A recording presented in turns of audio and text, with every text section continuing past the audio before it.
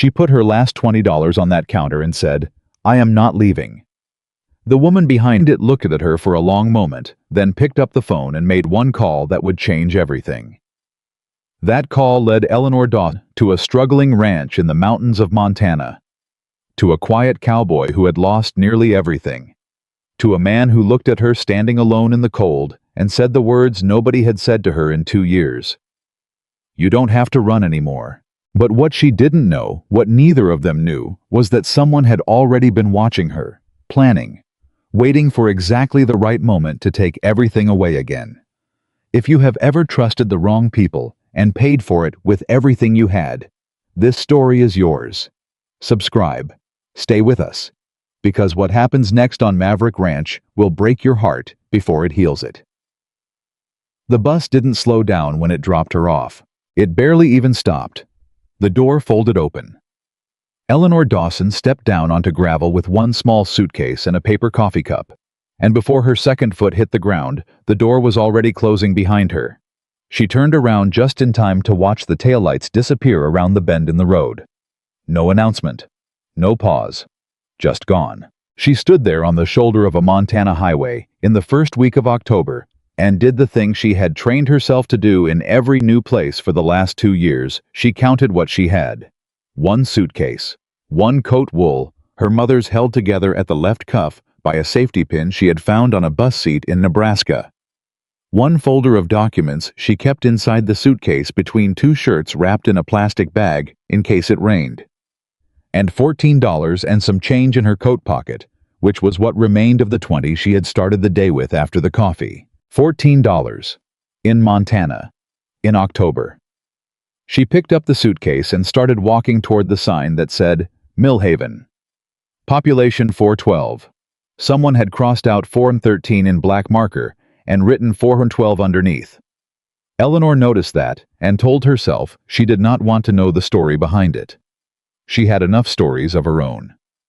May's Diner had 3 steps up to the door, a bell that jangled when you pushed it open, and the smell of bacon grease and burned coffee that hit you before you were fully inside. Eleanor walked in, went straight to the stool at the far end of the counter, farthest from the door, back to the wall, clear line of sight to every entrance, and sat down. That was the habit. 2 years of moving through other people's towns had built it into her the way weather builds itself into old wood. Sit where you can see who comes in. Keep your back covered. Never let anyone walk up on you from behind. The woman behind the counter had silver hair pinned up in a knot, reading glasses pushed onto her forehead, and the particular stillness of someone who had watched enough people walk through that door to know within 30 seconds exactly which category they fell into. She set a laminated menu in front of Eleanor without being asked. Coffee. Please. The woman poured it, and Eleanor wrapped both hands around the mug because her fingers were cold and had been cold since Kansas, and she was not going to think about the fact that she had no gloves in October in Montana because thinking about it would not produce gloves. She stared at the menu without reading it. You looking for work? The woman said, or just passing through? Eleanor looked up. The woman was watching her with calm, direct eyes. Not unkind, not invasive, just clear the way. The eyes of people are clear when they have stopped wasting energy on pretending not to see what's in front of them. Work, Eleanor said, if there is any. What kind? Whatever kind someone will give me. The woman studied her for a moment. Not the way strangers usually studied her, with the mixture of curiosity and suspicion that a woman alone with a suitcase tends to generate, but the way you study a situation you have been waiting for and want to be sure you're reading correctly. Ranch work is mostly what there is out here. I grew up on a farm. I'm not afraid of hard work. Farm work and ranch work aren't the same thing. I know that. The woman was quiet for a moment. Then she reached under the counter for an order pad and wrote something on the top sheet. She tore it off and slid it across the counter. Cole Maverick. Maverick Ranch. Route 9 north, 11 miles left at the mailbox, shaped like a rooster. Eleanor looked at the paper. He's hiring. He's desperate. The woman moved away down the counter with the coffee pot. Which means he might actually say yes. Most people around here won't take the job because they know the place is struggling. The last 2 people he hired lasted 3 days each and left without explanation. She refilled a cup at the far end without looking back. But if you need work bad enough to be sitting in a diner in Millhaven in October with a suitcase at your feet and cold hands you're trying to hide, you might be exactly what he needs. Eleanor's hands went still around the mug. She hadn't thought she was hiding them. She looked at the woman at the knowing steadiness in her expression and understood that this was not a woman who missed things.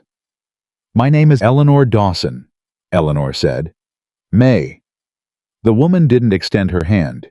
She just nodded once, the way you acknowledge something that has been confirmed. "Eat something before you go. The soup is good today." Eleanor looked at the $14 in her pocket and ordered the soup. She had made it a quarter-mile down Route 9 when the truck slowed behind her. Her whole body went alert before she turned around. 2 years of moving through unfamiliar places had calibrated her nervous system to treat any vehicle slowing on a rural road as a threat until proven otherwise. She shifted her suitcase to her right hand, angled herself so she could see clearly, and waited. The window came down. The man behind the wheel was in his mid-40s, dark coat worn at the elbows, a hat that had been through seasons. He looked at her with the same quality of directness. May had unhurried clear, not performing anything. "You're walking to the Maverick Ranch." Not a question. "May called ahead," Eleanor asked. "May calls ahead for anyone likely to walk 11 miles in 40-degree weather." Something in his face shifted, not quite a smile, but the shape of one held back by habit. "Get in. I'll take you." Eleanor stood on the shoulder of the road and did the calculation she had learned to do in 2 years. The 30-second assessment of threat of motive, of whether the risk of getting in was smaller or larger than the risk of staying outside in the cold with $14 and nowhere to go. She opened the truck door and got in. They drove most of those 11 miles in silence, and it was not an uncomfortable silence. It was the silence of 2 people who understood without saying so that the other one did not need to fill empty space with words. Eleanor watched Montana go past the window. She watched the mountains, the sky the color of old pewter, the pine trees moving in the wind. She watched the road and tried not to think about the folder of documents in her suitcase or the people back in Ohio who had put them there. "You've done ranch work before?" the man asked. "Farm work. I learn fast." "How fast?" "Fast enough to be useful before the end of the first week." He drove another mile. "It's not an easy place," he said. "You should know that going in. The land is hard. The winters are harder. I can't pay much right now, room meals, and what I can manage for wages until the books come right." A pause. "The last 2 people I hired left without saying a word. One of them took $40 from the kitchen drawer on the way out." Eleanor looked at him. "I'm not going to take anything from your kitchen drawer." "I didn't say you would." "Then why tell me?" Howe was quiet for a moment. "Because I want you to know what you're walking into," he said. "So that if you leave with your eyes open, not because you didn't know." Eleanor turned that over. Every person who had ever hurt her had done it by not telling her what she was walking into, by making things look better than they were until they couldn't anymore. This man was doing the opposite, giving her the bad news first, letting her choose with the full picture in front of her. She had not encountered that in a very long time. "My name is Eleanor Dawson," she said. "Cole Maverick." He did not ask where she came from. He did not ask what she was running from. He did not ask any of the questions she had learned to dread, the ones that started reasonable and ended with people deciding she was too complicated to help. He just drove, and Eleanor, who had been braced for the questions, felt something unexpected move through her chest. Not safety. She was not reckless enough to call it that yet. But the specific cautious relief of someone who has been holding their breath for a very long time and has just been given permission to exhale. Maverick Ranch came into view past a rusted iron gate with the name in letters that had lost most of their paint. Cole turned left at a mailbox shaped like a rooster, an actual rooster painted red and slightly listing to one side, and drove down a gravel path that needed work. Eleanor took in the barn, the house, the smaller outbuildings. Everything had the feeling of something that had once been carefully maintained and was doing its level best to remain so. Nothing was falling apart, but everything was tired. She recognized that feeling in her bones. A border collie came running from somewhere black and white, moving with the urgent purpose of a dog who considers everything extremely important. "That's Scout," Cole said. The dog stopped in front of Eleanor and looked up at her with brown eyes that were entirely too intelligent. Eleanor crouched and held out her hand. Scout pressed her cold nose into Eleanor's palm, then her forehead, and stayed there. And Eleanor felt something tighten dangerously in her throat, which she managed by standing up quickly and asking a practical question. "When would I start?" "Now if you want." "I want." Cole took her suitcase from the truck without making a thing of it, just picked it up the way you pick up something that needs carrying, and led her inside. The room was small. Clean in the way that things are clean when someone has taken care of them, even under difficult circumstances. A bed with a quilt washed soft. A wooden dresser. A hook on the back of the door. It was the best room Eleanor had slept in since Ohio. Cole set her suitcase at the foot of the bed. Bathroom at the end of the hall. Hot water's reliable unless the pipes freeze, and they haven't yet this season. Meals at 6 morning and 6 evening, unless something's going wrong, and then whenever we can manage. He looked at her directly. The ranch has 12 cattle, used to be 40. 2 bad winters and bad luck with prices. I have a feed supplier eating me alive on rates. I should have renegotiated 2 years ago.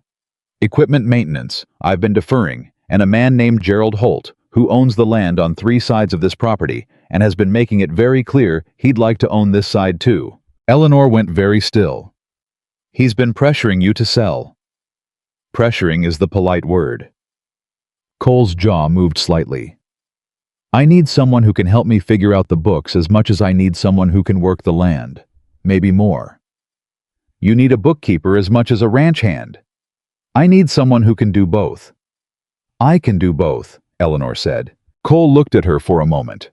The direct, unhurried look she was starting to understand was simply how he looked at things he was deciding about. Then he nodded. "Dinner's at 6, he said, and left her to settle in. Eleanor waited until his footsteps faded down the hall. Then she sat on the edge of the bed, pressed her hands flat against the quilt, and breathed. She opened the suitcase. She took out the folder of documents, the ones that told the story of everything that had been done to her in Columbus, Ohio. The ones she had carried for 14 months, like evidence she might someday need, and she slid them under the mattress. Old habit. The kind that keeps you alive. The kind you maintain even when you're not sure you still need it. Then she looked at the room. At the clean floor. The soft quilt. The hook on the door where a coat could hang. She told herself not to feel anything about it yet. She was not very successful. Dinner was beef stew, cornbread, black coffee. Cole set a plate in front of her without ceremony and sat across the table. Scout took up position beside the stove with the patience of a dog who understood that patience was usually rewarded. They ate in the kind of silence that is not empty, but full of 2 people being present in the same space without needing to perform anything for each other. Cole refilled her coffee without asking. Eleanor noticed. Filed it away. Small things mattered. Small things were where the truth of a person lived in the gaps between the things they said. "How long has it been this way?" she asked, when the stew was half gone, and her body had stopped shaking from cold she hadn't admitted she was feeling. "The ranch." Cole set down his spoon. 3 years of slow decline. 1 year that almost finished it. He picked up his coffee. My father built this place from nothing. I watched him work every day until he died. And I have spent the last 4 years watching what he built come apart while I could not figure out how to stop it. Gerald Holt has been applying pressure for 5 years. Every time I say no, the offers get lower and the approach gets quieter. Cole's voice was level, but there was something underneath it. Not anger, something older than anger. Something that looked like the last wall a man builds when everything else has already come down. "I won't sell. Not to him. Not to anyone." "Then we need to fix the books before winter," Eleanor said. Cole looked at her. "We," he repeated. Just that word, like it had surprised him by existing. "You hired me," Eleanor said simply. That makes it we. Something shifted in his expression. Not much. A degree. The degree of a man who has been using the singular for so long that the plural catches him somewhere undefended. All right, he said. And Eleanor, who had not been part of a we in 2 years, picked up her coffee and told herself that one word was not a reason to trust anything yet. She almost believed that too. She started the next morning before 4:30. Not because Cole asked her to. Because her body had spent 2 years deciding that sleeping past first light was a luxury available to people who were not her. She lay in the dark for 10 minutes after waking, listening to the silence of the ranch, the particular silence of a place with animals in it, which was never complete silence, but a layered living quiet. And then she got up, got dressed, and went to find the financial records. They were in Cole's office, 2 cardboard boxes on the floor beside a desk in the organized chaos of a man who understood hard work, and understood people, and understood animals, and had never been taught to understand paperwork. Receipts folded into invoices, folded into bank statements. Equipment records mixed with veterinary bills. Tax documents from 3 different years in the same envelope. Eleanor sat cross-legged on the floor, pulled the first box toward her and started sorting. She had been doing it for 20 minutes when Cole appeared in the doorway with 2 mugs of coffee. He looked at the neat piles beginning to form around her. He looked at her. He set one mug on the edge of the desk and walked back to the kitchen without saying a word. Eleanor sat still for a moment after he left. That was the moment she filed most carefully. Not his silence. Silence could mean anything. What she filed was what the silence did not contain. There was no implication that she was overstepping. No subtle pressure to slow down or explain herself. No management of her initiative. He had seen her working before he expected her to work and brought her coffee. That was all. It was the smallest thing. It landed like something enormous. She went back to sorting. By noon, she had the shape of the problem. The ranch wasn't struggling from bad luck alone. It was structured to struggle. A feed supplier charging rates 15% above the regional average. Equipment maintenance deferred for 2 years, running costs that would be 4 times higher by spring. A state agricultural assistance program Cole qualified for and had never been told about. And 2 invoices buried in the second box that made Eleanor stop moving entirely. Both billed to Cole's account by his attorney, a man named Randall Pruitt. Both for property title research. Both from the same 8-week period 14 months ago. Both at rates that said this was not routine work. She carried them to the kitchen. Cole was at the counter standing eating a sandwich because he had not sat down for lunch in so long that sitting felt like something other people did. "Who is Randall Pruitt?" Eleanor asked. Cole's face changed. Faster than he meant it to, she thought. Fast enough to tell her everything before he said a word. "My former attorney." Former. Stopped using him 8 months ago. "Why?" He set down the sandwich. "Because I started feeling like his advice was working better for someone else than it was for me." Eleanor set the invoices on the counter between them. "These are both billed as property title research. Same 8-week period. Cole," she kept her voice level and precise. "Why would your own attorney run title research on your property without telling you what he found?" The kitchen was completely quiet. He said it was routine. "This billing rate is not routine. This is investigative work. Someone wanted to know exactly where your title was vulnerable." She held his eyes. "Someone who could access your attorney without you knowing." The name moved through the room without either of them saying it. Gerald Holt. Cole's jaw tightened. His hand went flat on the counter. Eleanor watched him process it, watched the particular expression of a man who has just understood that the betrayal was deeper and earlier than he knew. "Pruitt handled my father's estate," Cole said. His voice was very quiet. "He was at my father's funeral." "I know that's hard to hear. It means I trusted the wrong person." He pressed his hand harder against the counter. Again. Eleanor looked at him. "Being deceived by someone who chose to deceive you is not the same as being stupid," she said. "Those are 2 entirely different things. The failure belongs to the person who made the choice to betray trust, not to the person who gave it." Cole looked at her. Something shifted in him, she could see it. A slight opening in the carefully maintained surface of a man who had been managing everything alone for a very long time. "You sound like you know something about that," he said.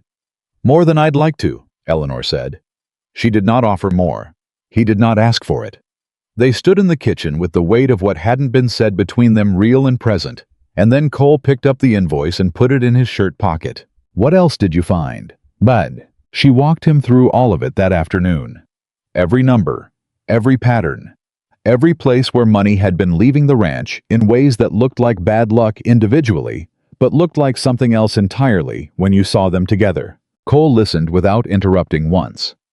Eleanor had expected him to push back to defend decisions he had made, to do what most people did when the financial truth of their situation was laid out plainly in front of them, which was to manage their discomfort by finding fault with the information. He didn't. He stood with his arms folded and his eyes on the papers and listened the way you listen when you have decided that understanding matters more than comfort. When she finished, he was quiet for a long moment. "How long before it becomes irreversible?" he asked. "February, if this winter is hard and nothing changes." "That's 4 months. 4 months if we move now. Less if Holt makes a move of his own." She met his eyes. "More if we're smart starting today." "What do we do first?" "Call the feed supplier in Billings. Their rates are 12% lower, and their delivery schedule is the same. I checked this morning while you were in the barn." She set down the last sheet of numbers. "And there's a Montana Department of Agriculture assistance program for small operations in documented financial hardship. You've qualified for it for 2 years. Nobody told you it existed." The silence after that was a different kind of silence. It was the silence of a man, understanding that 2 years of slow drowning might have been interrupted, might have been stopped, if someone had simply handed him information that existed and was available and was his to have. Eleanor watched that understanding move through him and recognized it the way you recognize something you've lived through yourself. The specific grief of finding out too late that the help was there. "I already drafted the application," Eleanor said. She handed him 2 more sheets. "You just need to sign it." Cole held the papers and looked at her for a long moment. "Eleanor." He was choosing his words with care. "How long did this take you?" "Since 4:30 this morning." "That's 14 hours. The numbers needed to be right." "I hired you yesterday." "I know." He shook his head slowly. Not frustrated, but with the expression of a man encountering something that genuinely surprises him. Something he had stopped expecting. "Why?" he asked. Just that. Quiet and direct. Eleanor had an answer ready for most questions. She had learned in 2 years of managing herself carefully to have answers ready. But that one landed somewhere underneath the prepared answers.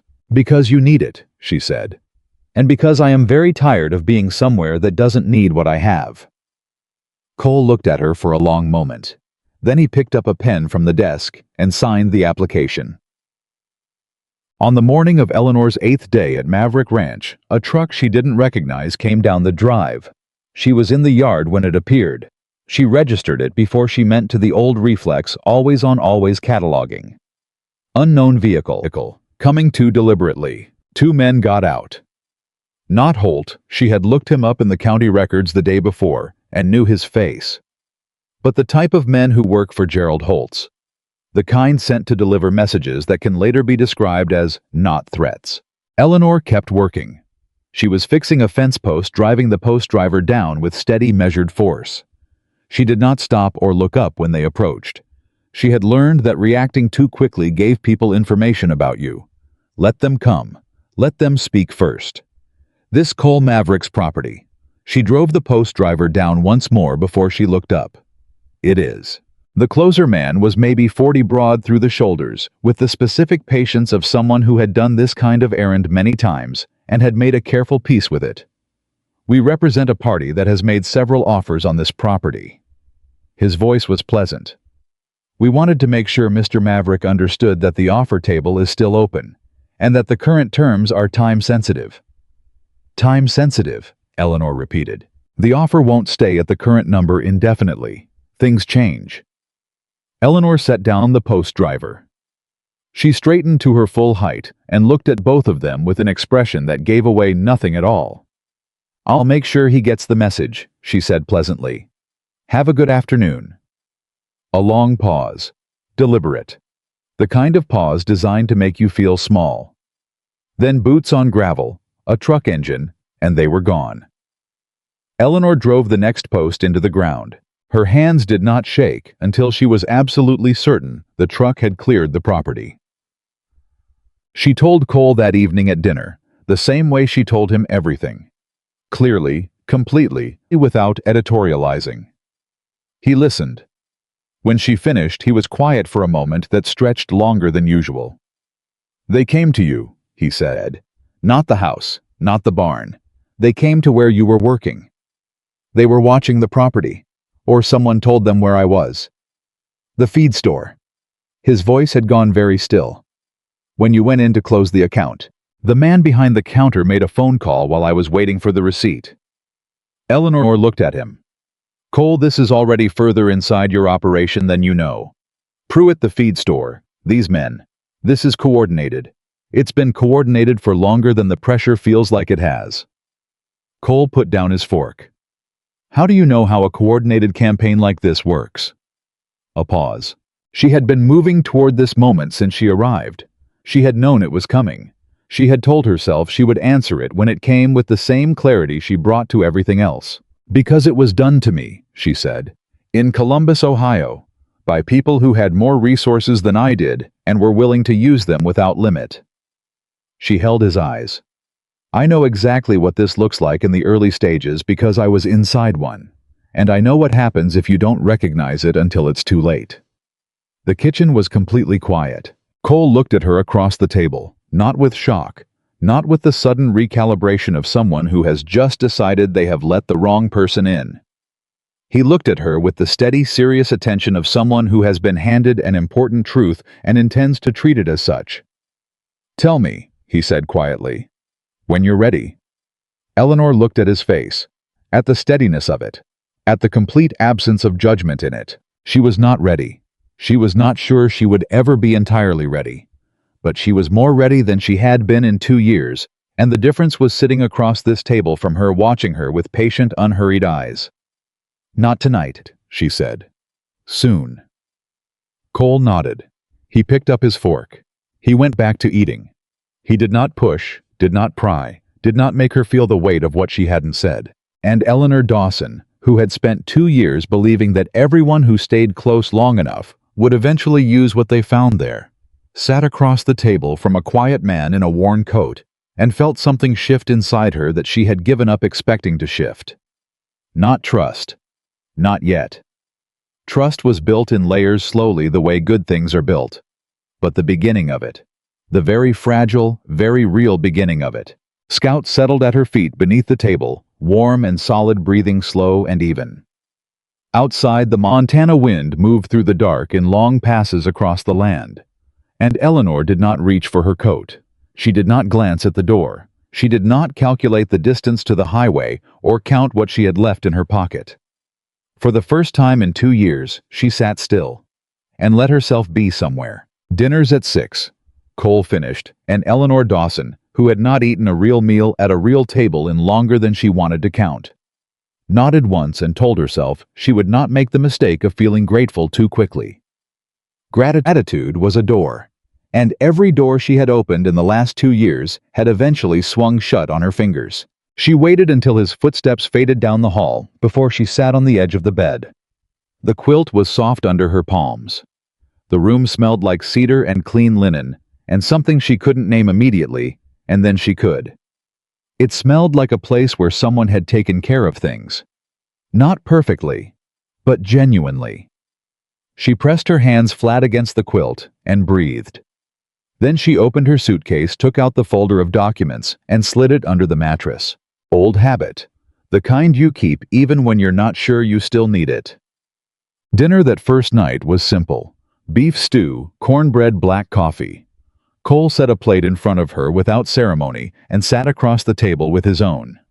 Scout lay beside the stove watching them both with the attentive patience of a dog who understood that patience was usually rewarded. They ate mostly in silence, but it was a different kind of silence than the truck.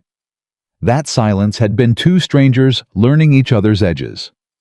This one was closer to something that people share when they are both very tired and have agreed without saying so, that being tired together is better than being tired alone. Cole refilled her coffee without asking. Eleanor noticed that, filed it away in the part of her brain that kept track of small things. "How long has it been this way?" she asked, when half the bowl was gone and her body had stopped trembling from the cold. "The ranch, I mean." Cole set down his spoon. 3 years of slow decline. One bad year that almost finished it. He picked up his coffee. "My father built this place from nothing. I watched him work every day of my life until he died. And I have spent the last 4 years watching what he built come apart at the seams." Why? Beef prices dropped. 2 hard winters back to back. And a man named Gerald Holt, who owns the land on 3 sides of this property and has made it very clear he'd like to own this side too. Eleanor went still. "He's been pressuring you to sell." "Pressuring is a polite word for it." Cole's jaw tightened just slightly. "But I won't sell. Not to him. Not to anyone." Eleanor looked at him across the table. She saw it then, the thing underneath the quiet. Not stubbornness exactly. Something older than stubbornness. Something that looked like the last wall a man builds when everything else has already come down. She understood that feeling better than she could say. "Then we need to fix the books," Eleanor told him. "Before winter, if there's any way to manage it." Cole looked at her for a moment. "We," he repeated. It wasn't a challenge. It was something closer to surprise, the kind a person shows when they've been using the singular for so long that the plural catches them off guard. "You hired me," Eleanor said simply. "That makes it we." She started the next morning before daylight. Not because Cole asked her to. Because she woke up at 4:30 with the particular alertness of someone whose body had spent 2 years deciding that sleeping past first light was a luxury she couldn't afford. And because lying in that bed staring at the ceiling felt worse than getting up and finding something to do with her hands. She found the financial records in 2 cardboard boxes on the floor of Cole's office, a room just off the kitchen that had the organized chaos of a man who understood hard work deeply and bookkeeping poorly. Receipts were sorted by approximate year and nothing else. Invoices were folded into other invoices. Bank statements were mixed in with veterinary bills and equipment receipts going back to before Cole's father died. Eleanor sat down on the floor, pulled the first box toward her, and started sorting. She had been doing it for 20 minutes when Cole appeared in the doorway with a mug of coffee in each hand. He looked at the neat stacks beginning to form around her on the floor. He looked at her. He set one of the mugs on the edge of the desk without a word and went back to the kitchen. That was the moment. Small, unremarkable from the outside, that Eleanor filed away more carefully than any of the others. He had not asked why she was already working. He had not told her to slow down. He had not made her feel like she needed to explain herself. He had just brought her coffee. By noon of that first full day, Eleanor had built a picture clear enough to make her jaw tighten. The ranch wasn't just struggling. It was structured to struggle. Expenses that should have been renegotiated years ago were still running at old rates. Feed costs were higher than they needed to be because Cole had been loyal to a supplier who had not been loyal back. Equipment maintenance was being deferred in ways that would cost twice as much in 6 months. And there were 2 invoices, both for property-related legal work, both dated 18 months ago from an attorney. Eleanor had never heard of for amounts that made her stop and look again. She carried those 2 invoices to the kitchen, where Cole was eating a sandwich standing over the counter. "Who is Randall Pruitt?" Cole's expression changed so quickly, it told her more than the answer would. "My former attorney." "Former. I stopped using him 8 months ago." "Why?" He set down the sandwich. He looked at the 2 invoices she was holding. "Because I started feeling like his advice was helping someone other than me." Eleanor set the invoices on the counter between them. "These are both billed as property title research, both from the same 8-week period." She kept her voice level. "Cole, why would your own attorney be running title research on your property without telling you what he found?" The silence that followed was not comfortable. It was the kind that lands like a stone. He said it was routine, that any property lawyer does it periodically. Routine title research doesn't get billed at this rate for 8 weeks. Eleanor tapped the top invoice with one finger. This is investigative work. Someone wanted to know exactly what was vulnerable about your title. Who could request that kind of search through your attorney without you knowing? Cole's eyes moved from the invoices to her face, and in the stillness of that kitchen with Scout suddenly sitting up alert by the back door, as if even the dog understood something had shifted, the name landed between them before either of them said it. Gerald Holt. Cole didn't want to believe it at first. Eleanor understood that. Disbelief was the first thing people reached for when the betrayal was big enough. It was easier to doubt the evidence than to accept that someone had been working against you quietly, patiently for a long time. Pruitt has been practicing law in this county for 30 years, Cole said. He handled my father's estate. He was at my father's funeral. I know that's hard to hear. It's not hard to hear, it's... He stopped, pressed one hand flat on the counter. When he spoke again, his voice was quieter and far more controlled, which made it worse somehow. It means I trusted the wrong person. Again. Eleanor said nothing. She just waited.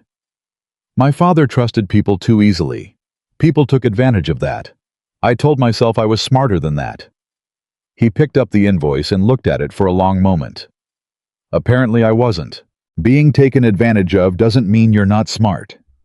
Eleanor's voice came out steadier than she intended, shaped by 2 years of knowing exactly how it felt to say those words to yourself in an empty room at 2 in the morning.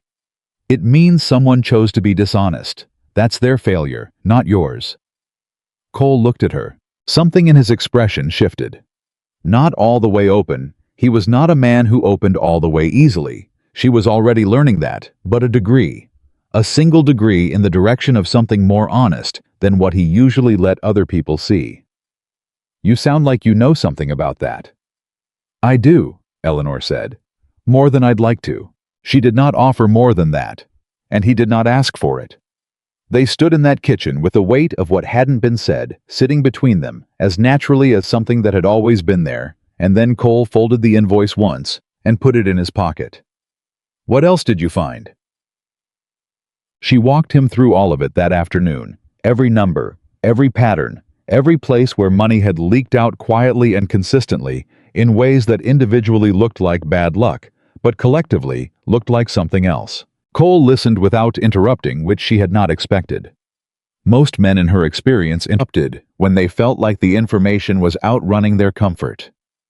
Cole just leaned against the wall with his arms folded and his eyes on the papers she was showing him, and listened with the focused attention of someone taking inventory of damage so they can figure out what is still standing. When she finished, he was quiet for a while. How long before it becomes irreversible? If this winter is as hard as the last 2. Eleanor laid out the last sheet of numbers. March, maybe February. That's 4 months. 4 months if we don't change anything, less if something goes wrong. She met his eyes. More if we're smart about it starting now. Cole looked at the numbers. He looked at her. What would you do first? Call the feed store in Billings instead of the one in Millhaven. Their rates are 12% lower, and they deliver on the same schedule. I checked this morning while you were in the barn. This morning. You were gone 4 hours. I was up at 5. So was I. He looked at her with an expression she was starting to recognize, the particular look of a man recalibrating. Not his opinion of her exactly. His understanding of the situation, of what was possible. What else? The east fence repair you've been putting off, do it now before the ground freezes. Deferred fence work in winter costs 4 times what it costs in fall. And there's a program through the Montana Department of Agriculture for small operations in financial hardship. You qualify. You have qualified for 2 years. Nobody told you about it. The silence after that was different from the others.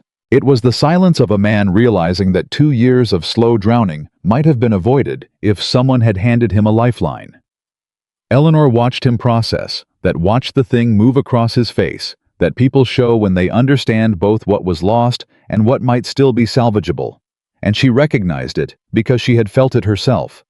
The specific grief of finding out too late that the help existed. "I'll make the calls tomorrow," Cole said finally. "I already drafted the application for the state program." Eleanor handed him 2 more sheets from the folder in her hand. "You just need to sign it."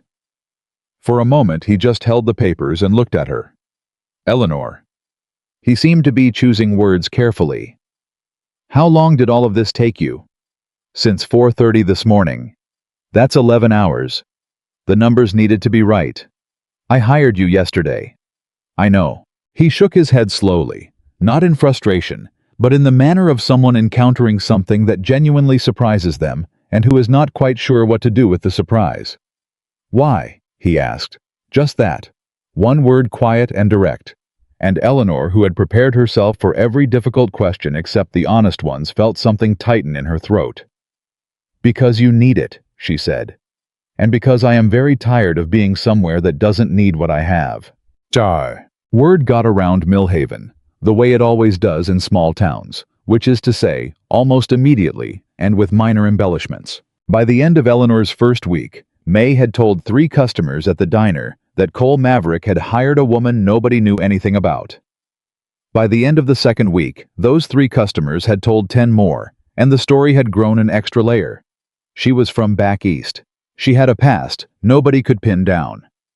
Cole had found her walking the road alone in the dark, which was not exactly what had happened, but was close enough to travel well. Eleanor heard the first version when she stopped in at the feed store in Millhaven on Cole's behalf to cancel the account and transfer it to the billing supplier.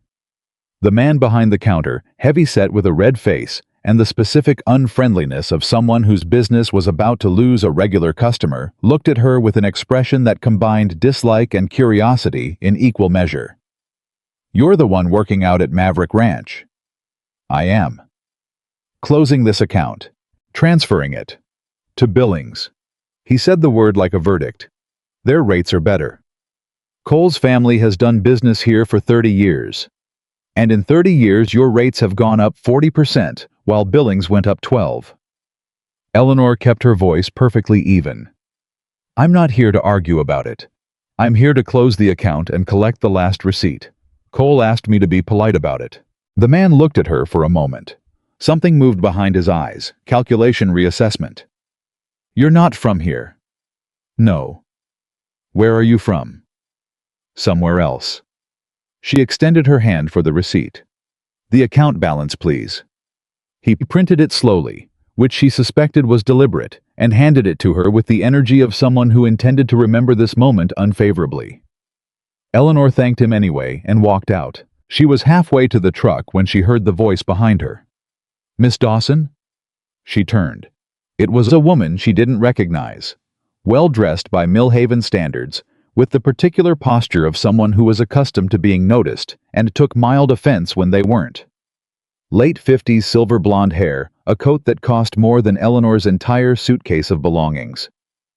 "You are Eleanor Dawson, working for Cole Maverick." "I am. I'm Patricia Holt." The woman said it the way people say a name they believe should mean something. "Gerald Holt's wife." Eleanor kept her face still. "Mrs. Holt. I just wanted to introduce myself." Patricia's smile was warm on the surface, and not at all warm underneath it. "This is a small town. Everyone knows everyone. I'd hate for you to feel like a stranger." "That's very kind of you. Cole is a dear. We've known his family for years." She paused with the timing of someone who has rehearsed this. Gerald has always hoped Cole might eventually be ready to talk about the ranch. The sensible option given how things have been going. We'd treat him very fairly. "I'm sure you would," Eleanor said. "It's nothing personal, just business. Sometimes land is worth more to the person who can use it well than to the person who's struggling to hold on to it." Eleanor looked at Patricia Holt for a moment. At the practiced warmth in her expression. At the pressure underneath it covered in politeness, the way a bruise is covered by a sleeve. She had met this kind of person before. She had in fact spent 3 years working for this kind of person in a different life before everything went wrong. "I'll pass along your regards to Cole," Eleanor said pleasantly. "Have a good afternoon." She got in the truck and pulled out of the parking lot before Patricia Holt's expression had finished changing. She told Cole that evening. All of it. The feed store man, Patricia Holt's careful approach, the language around the sensible option. She told him without editorializing, without dramatizing. Just laid it out, the way she had laid out the financial records clearly, so he could see the shape of it. Cole sat at the kitchen table and listened. When she finished, he was very still. She approached you directly. In the parking lot of the feed store 3 minutes after I left the building. She was watching for you. Or someone told her I was there before I even walked in. Eleanor let that land. The man behind the counter wasn't happy about the account transfer. He made a phone call while I was waiting for the receipt. Cole looked at the table. Gerald has been offering to buy this land for 5 years, he said. Every time I say no, the offers get lower, and the pressure gets quieter and more consistent. He looked up. I knew it was a pressure campaign. I didn't know how far into my business it had already reached. The invoices we found Pruitt running title research that was reconnaissance. They were looking for a weakness, something that could be challenged legally or used as leverage. Eleanor leaned forward. Cole, if they found something in that title search, you need to know what it was before they use it. Pruitt won't tell me. Pruitt works for them now as far as I'm concerned. But public records are public. She set both hands flat on the table. Give me access to the county property office records and 3 days. Cole studied her across the table. You know how to read property records. I know how to read a lot of things I haven't explained yet.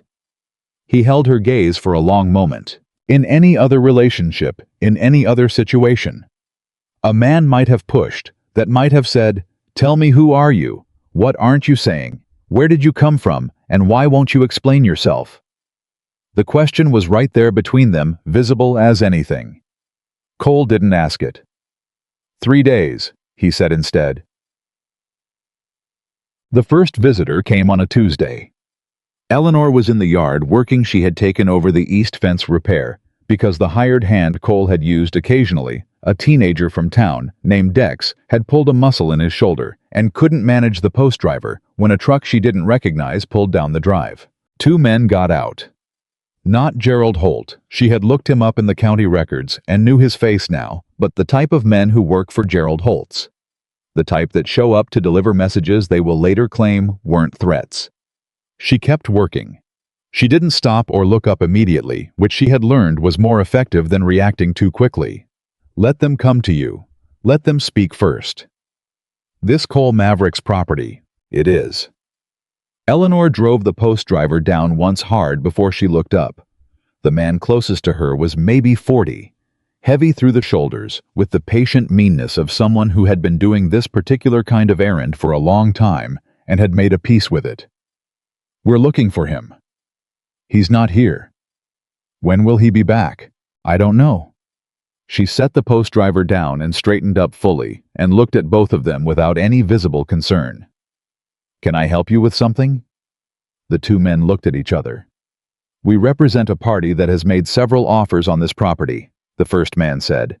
We wanted to stop by personally and make sure Mr. Maverick understood that the offer table is still open, and that the current terms are time-sensitive. Time-sensitive, Eleanor repeated. Things change. The offer won't stay at the current number indefinitely. Eleanor picked up her work gloves from the post she had just set and pulled them back on slowly. I'll make sure he gets the message. She turned back to the fence. Have a good afternoon. There was a pause, the deliberate kind, the kind designed to make you feel it. Then the sound of boots on gravel and the truck pulling away. Eleanor drove the next post and did not let her hands shake until she was sure they were gone. She told Cole that evening too. He was quiet for longer this time. They're escalating, he said. They're testing. They want to see how you respond to pressure before they decide what to do next. Eleanor kept her eyes on his face. Cole, what happens to this land if something happens to you, if you had to leave suddenly, or... It goes to my sister in Bozeman. He watched her. Why? Because if they can't get it through pressure, the next move is to find a way to make you unable to hold it. Legal challenge on the title, financial pressure, or something else. She held his gaze. I need you to understand that the threat is real, and it's already further along than you know. How do you know how far along it is? Because I've seen it before. She said it before she could decide not to. In a different place, with different people. And I know what it looks like in the early stages because I watched it happen to someone who didn't recognize it until it was too late. Cole was very still. Who did it happen to? Eleanor looked at the table. Me, she said quietly. It happened to me. The kitchen was completely silent, except for the sound of Scout shifting near the stove. Cole did not move. He did not speak immediately. He let the word sit there, that single, small, devastating word, and gave it the space it deserved. Then slowly, he reached across the table and put his hand over hers. Not holding, not grasping, just placing it there with the weight of someone saying, I hear you, without making it into anything she hadn't offered. Tell me, he said, when you're ready. Eleanor looked at his hand on hers, and for the first time since Ohio, she felt something that was not fear, not calculation, not the constant hum of needing to be ready to run. She felt in some unfamiliar corner of herself she had almost forgotten existed the terrifying and unbearable beginning of trust. She didn't speak that night, not yet. But she did not pull her hand away, and Cole Maverick, who had stopped expecting anyone to stay, sat across from her in the silence and did not move, and did not push, and did not leave. Which was for both of them more than either of them had been given in a very long time. And Cole Maverick, who had stopped expecting anyone to stay, sat across from her in the silence and did not move, and did not push, and did not leave. Which meant that when Eleanor finally spoke 3 days later, it was not because she had run out of silence, but because she had, for the first time in 2 years, found someone worth breaking it for. She told him on a Thursday evening, not all of it, not at once. Because some things are too heavy to carry out in one trip, you have to move them piece by piece, testing the weight of each one before you reach for the next. She told him about the company first. A property management firm in Columbus, Ohio, where she had worked for 6 years as a financial analyst. She had been good at it, genuinely good. The kind of good that gets noticed, that gets you promoted twice in 4 years. That makes people bring you into rooms you weren't originally invited to because they need someone who can read numbers the way other people read faces. That was what had made her useful. That was also what had made her dangerous to the wrong people. Cole listened without moving. His coffee sat untouched in front of him, going cold. There was a senior partner named David Marsh, Eleanor said. He had been running a side operation for at least 3 years before I found it. Small at first, inflated vendor contracts payments to companies that existed on paper only. But it grew. And the bigger it grew, the more it needed someone with access to the accounts to keep it invisible. He used you. He groomed me. Eleanor kept her voice flat because that was the only way she could say it. 2 years of being the most valued person in that office. 2 years of being told I had a future there. And then when the numbers got complicated enough that even a careful person might miss the pattern, he made sure my name was on every account that touched his operation. Cole's jaw tightened, just slightly, but she saw it. When the federal audit came, my signature was on documents I had signed in good faith without understanding what I was signing. She looked at the table. David had a team of attorneys within 48 hours. I had nothing. By the time I understood what was happening, the story had already been written. I was the analyst who had been running the scheme. He was the senior partner who had trusted the wrong employee. The silence that followed was the kind that has weight and texture. You were cleared, Cole said. It was not a question. It was something between a question and a plea. Technically, eventually. Eleanor folded her hands on the table. The federal investigation took 14 months. During those 14 months, I lost my job, my apartment, my savings to legal fees, and every professional relationship I had built over 6 years. The people who had called me a friend, every single one of them decided that distance was safer than loyalty. She paused. When I was cleared, nobody who had walked away came back. Cole looked at her for a long moment. So you left. I stayed for 6 more months trying to rebuild. Something moved across her face. Face, not grief exactly, but the residue of it. And then I understood that I wasn't going to be able to rebuild in the same place where I had been destroyed, because the story people knew about me was louder than the truth. Cole reached for his coffee. He held it between both hands without drinking it. Eleanor. His voice was quiet and very careful. What you found in my records, the invoices, Pruitt, the title research, you recognized it because you'd lived inside something like it. Yes. Which means you understand exactly how far someone like Holt will go. Yes, Eleanor said again. I do. He set the mug down. Then I need you to tell me everything you found in the county records. His eyes met hers. All 3 days of it. What Eleanor had found in the county property records was both simpler and more dangerous than either of them had feared.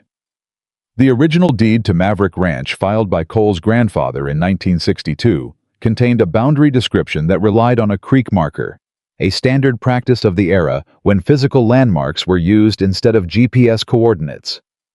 The creek had shifted over 60 years, not dramatically, but enough. Enough that a careful attorney with a mandate to find vulnerabilities could argue that the eastern boundary of Maverick Ranch was not where 60 years of Maverick family history said it was. Enough to put roughly 40 acres of the property in dispute, including the main access road, the well that fed the ranch house, and the best grazing land left on the property. If that dispute were filed formally with the county, the ranch would be legally paralyzed until it was resolved. No bank would refinance against disputed land.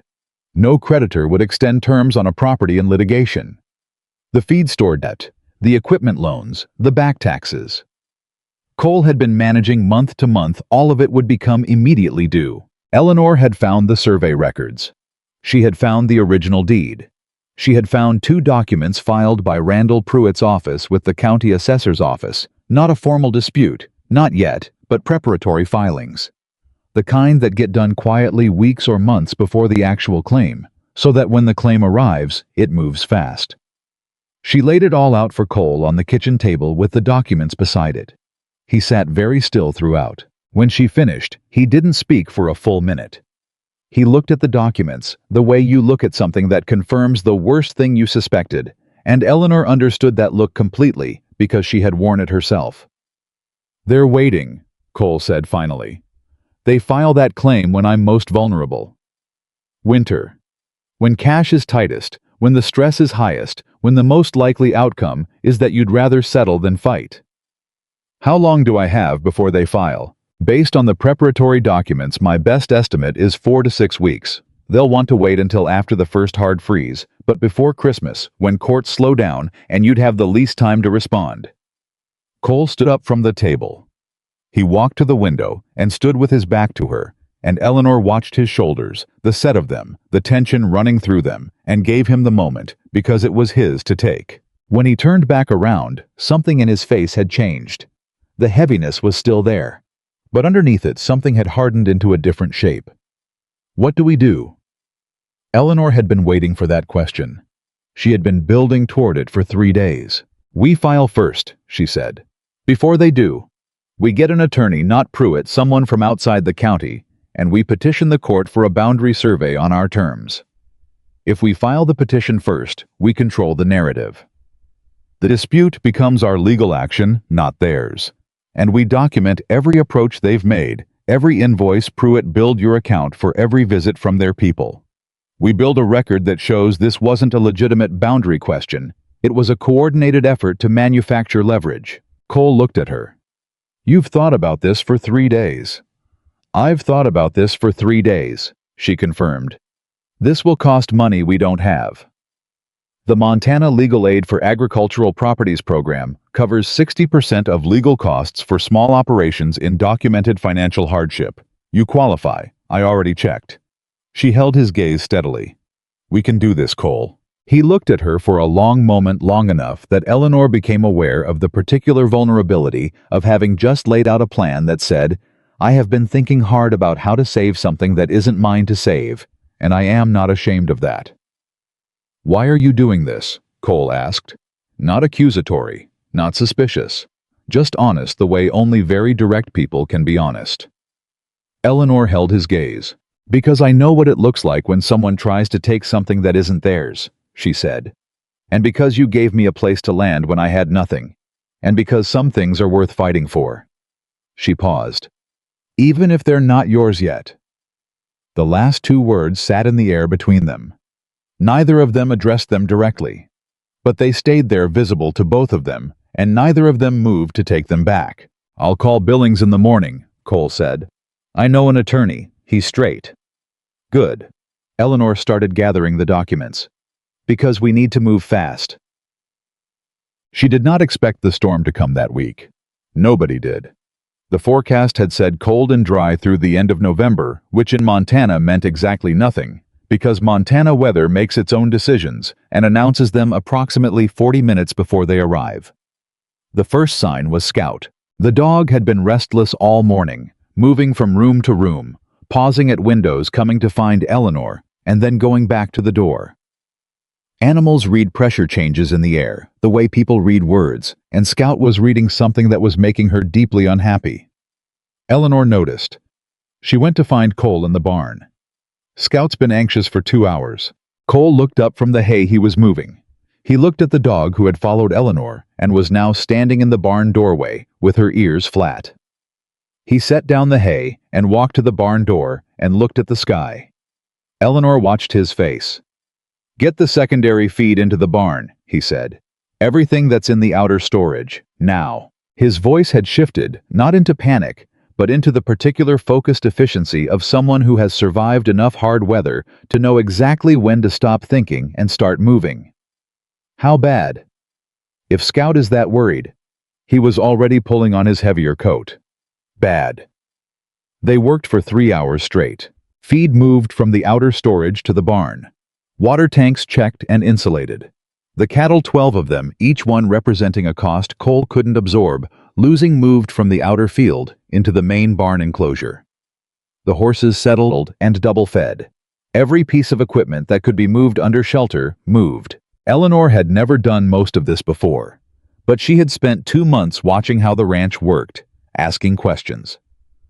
Cole answered without condescension and building a working knowledge of the systems, the same way she had built her understanding of the books methodically, detail by detail until the whole picture was clear. She didn't slow Cole down. She moved alongside him, reading what needed to happen next from watching what he did, asking fast, direct questions when she genuinely didn't know, and not asking them when she could figure it out herself. At some point during the 3rd hour, Cole looked over at her across the barn and said nothing. Just looked with an expression she had not seen on him before. Something between surprise and something else. Something that didn't have a clean name. She looked back and then went back to work. The storm hit that night. It was not the worst storm Eleanor had ever experienced technically, but it was the worst she had ever experienced while responsible for things that could die. That changed it completely. By midnight, the temperature had dropped 28 degrees. The wind was running at sustained speeds that made the barn walls tremble and drove snow horizontally against every surface. The power went out at 12:40, which meant heat lamps off, which meant livestock temperatures became a critical problem within hours. Cole had a generator. It was not large enough to run everything. They made choices: heat lamps for the youngest 2 calves who were most vulnerable, and for the horses. The adult cattle had enough body mass and enough shelter to manage if they stayed grouped, which Cole managed by keeping them calm through the worst of it, moving among them with the quiet authority of someone the animals had known their whole lives. Eleanor kept the water lines from freezing. It was a constant, physically exhausting cycle, checking the insulated wrapping on the pipes, running warm water at intervals to keep movement through the lines, monitoring the temperature gauges Cole had positioned at key points. She did it every 45 minutes through the entire night without being asked and without stopping. At 3 in the morning, Cole found her in the outer corridor of the barn, rewrapping a section of pipe that the wind had disturbed her hands, shaking from cold that had gotten through her gloves. He took the insulation material from her hands. "I've got this one. You've been doing this for 3 hours without stopping." He was already wrapping the pipe with the practiced speed of someone who had done this dozens of times. "Go inside and warm up. 15 minutes, then come back." The calves. I'll check them on my way in. He glanced at her hands. Eleanor, go. She went. She stood in the kitchen with her hands wrapped around a mug of hot water. They were out of coffee by then, and listened to the wind and made herself breathe. Scout was curled beside her feet. The kitchen was the warmest room in the house, but warmest was relative. Her breath showed in the air near the window. She looked at the folder of property documents still on the kitchen table. She thought about Gerald Holt, warm and comfortable somewhere waiting. She thought about the fact that the storm, the legal threat, the financial pressure, they were not separate things. They were the same thing pressing from different directions at the same time, and the only question was whether the center would hold. Then she stood up, put her coat back on, and went back out to the barn. Cole was with the calves when she returned. He heard her come in and looked up. I said 15 minutes. It's been 17. She moved to the pipe she had been working on. How are they? Holding. He stood up slowly. The exhaustion was visible in him now, not weakness, but the honest weight of a man who had been pushing hard for too many hours. Eleanor, you don't have to. Stop. She said it gently, but without room for argument. Stop telling me I don't have to. I'm here. I'm choosing to be here. Those are two different things. He looked at her from across the barn. In the low light of the single heat lamp that was running with the wind screaming outside, and the animals moving quietly in their enclosures, and Scout appearing in the barn doorway, like she had decided she was needed. Cole Maverick looked at Eleanor Dawson with the expression of a man encountering something he had stopped believing in. He didn't say anything. He didn't need to. They worked through until dawn. The storm broke just after 7 in the morning. The silence when the wind stopped was so complete it was almost loud.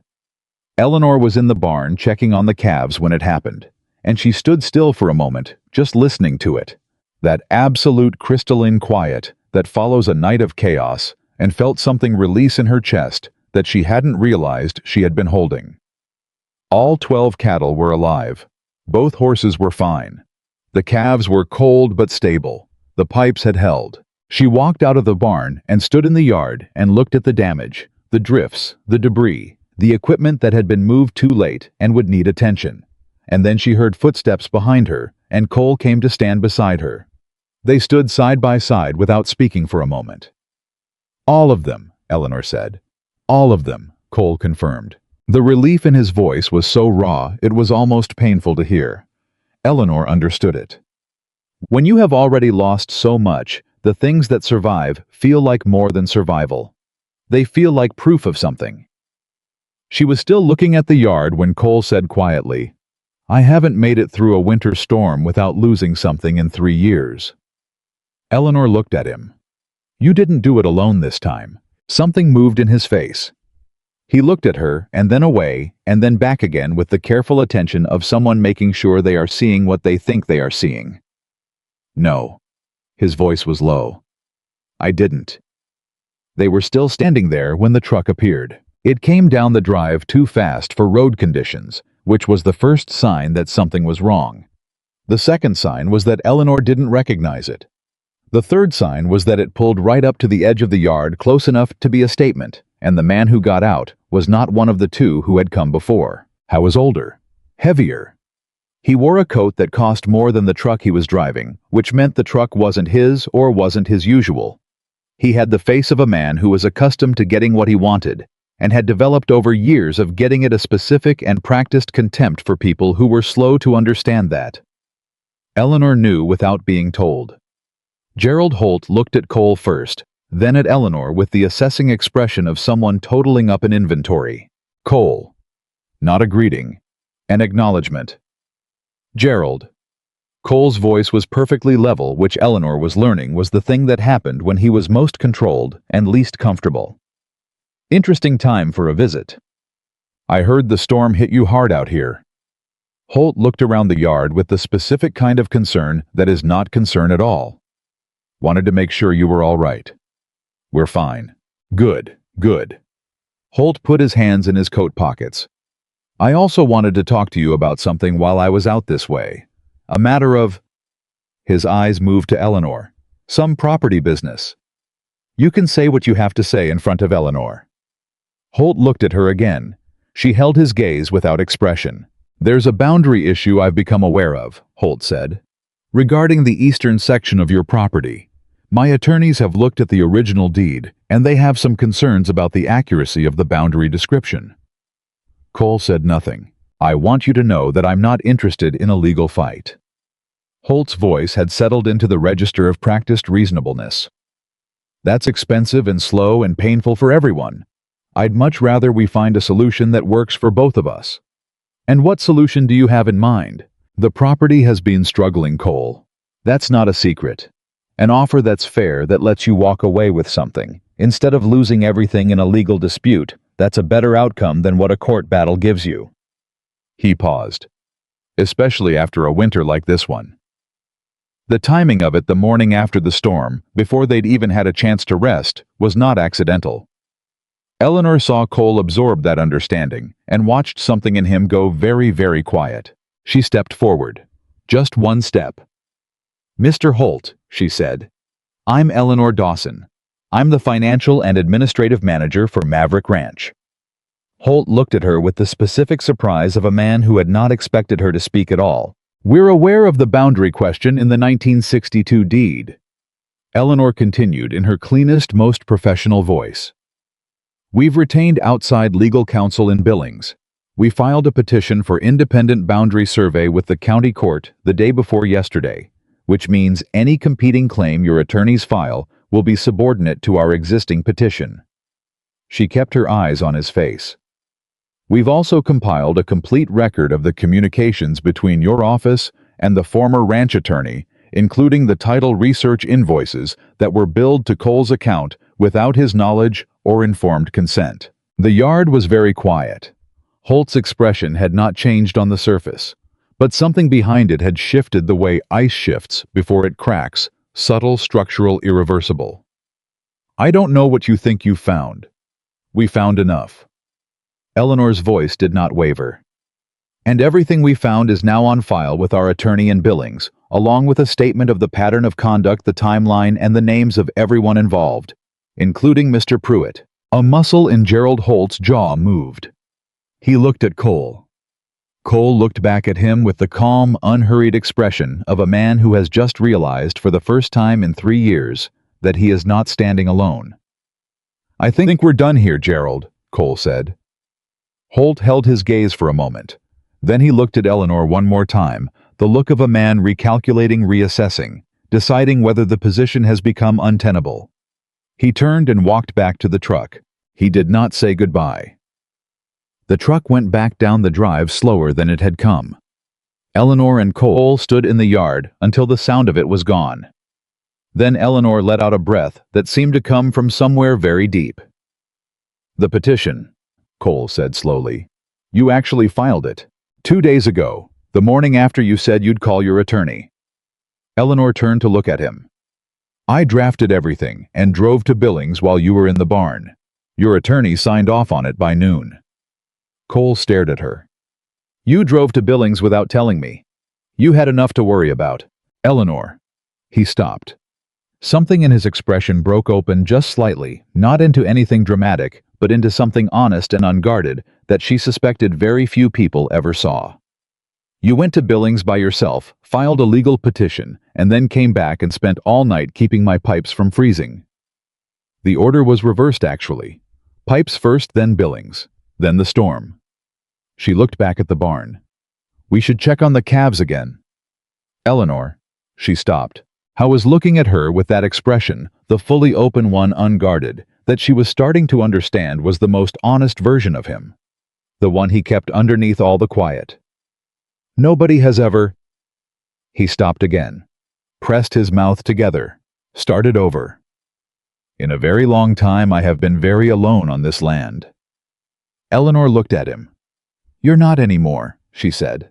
The words were simple. They were not a promise or a declaration or an announcement of anything more than exactly what they said. But they fell into the cold morning air between them and stayed there, real and solid. And Cole Maverick, who had been alone for a very long time, looked at the woman standing in his yard and understood that something had changed on this land. Not just in the books, not just in the legal filing. Something that mattered more than any of that. He nodded slowly. "Come on," he said. "Let's check on the calves." And Eleanor Dawson, who had spent 2 years learning to leave before she could be left, fell into step beside him and did not look back at the road, which was for a woman who had spent every waking hour of the last 24 months with one eye on the nearest exit, the most significant thing she had done since arriving in Montana. She did not realize it yet. That understanding would come later, the way most true things come quietly when you are doing something else entirely.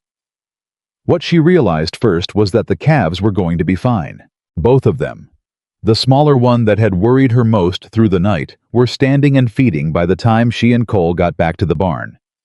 That particular kind of relief, small and animal and immediate, moved through her chest and settled somewhere behind her sternum and stayed there.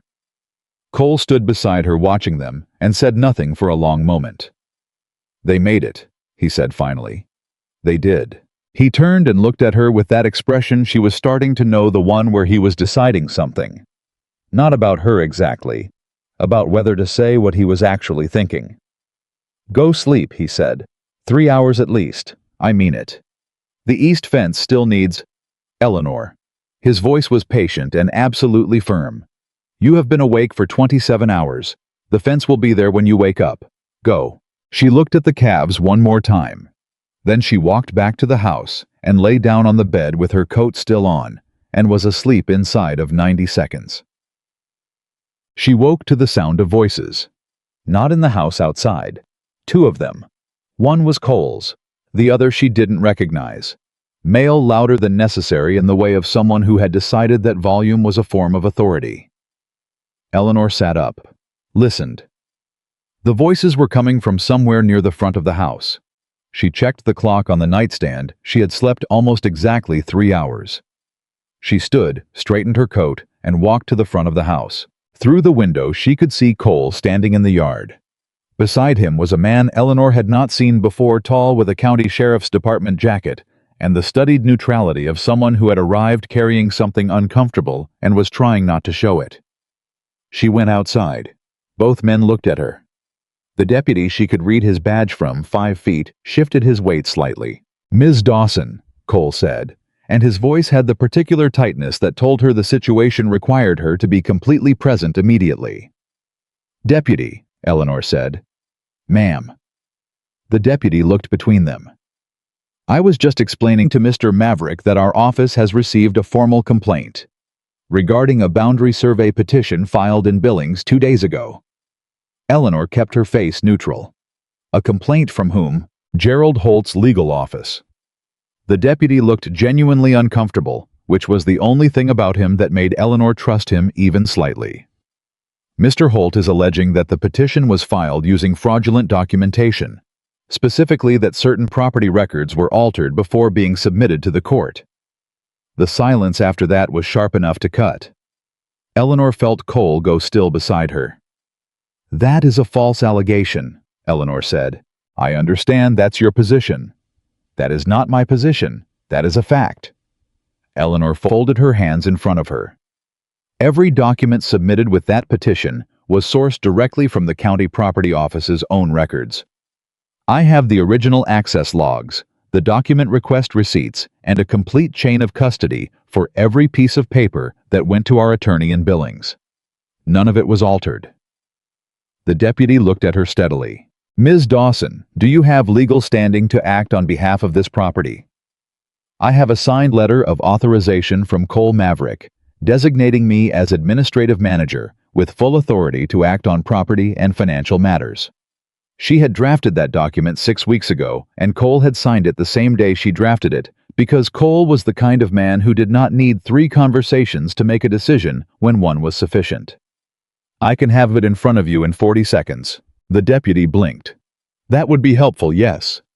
She went inside and came back in 38 seconds with the letter, the document access logs, and a printed copy of the filing confirmation from the Billings court. She handed all of it to the deputy. He looked through it slowly. Cole stood beside her with the controlled stillness of someone who was managing a very significant level of anger through sheer force of discipline. Everything appears to be in order, the deputy said finally. I'll need to pass this back to our office and to the billings court, but... He handed the documents back to Eleanor. This doesn't look like fraud. This looks like a clean filing.